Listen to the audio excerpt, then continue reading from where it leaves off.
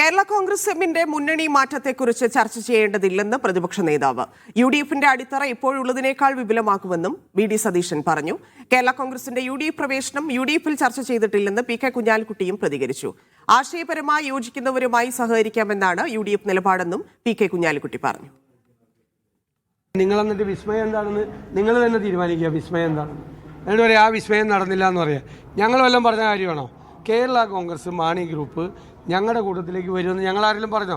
ഞങ്ങൾ പറയാത്ത കാര്യങ്ങൾ പറയണ്ട. ഒരു പാർട്ടിയെക്കുറിച്ചും ഞങ്ങൾ പറയിട്ടില്ല, ഒരു രാഷ്ട്രീയ പാർട്ടികളെ കുറിച്ച് പറയില്ല. വരുമ്പോൾ അറിയിക്കുക. അസംബ്ലി തെരഞ്ഞെടുപ്പിന് മുമ്പ് UDFന്റെ അടിത്തറ ഇപ്പോൾ ഉള്ളതിനേക്കാൾ വലുതാവും, ഒരു സംശയം വേണ്ട. UDF അല്ല, കേരളത്തിൽ ചർച്ചയായി. അപ്പോൾ ഇനി അവരിടത് മുന്നണിയിൽ നിൽക്കുമോ എന്നുള്ള ചർച്ച ആയി.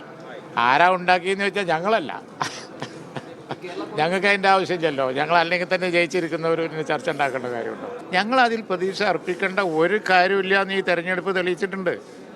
അപ്പോൾ അതുകൊണ്ട് എന്ത് നിലപാട് അവരെടുത്താലും ഞങ്ങളെ ബാധിക്കൂല.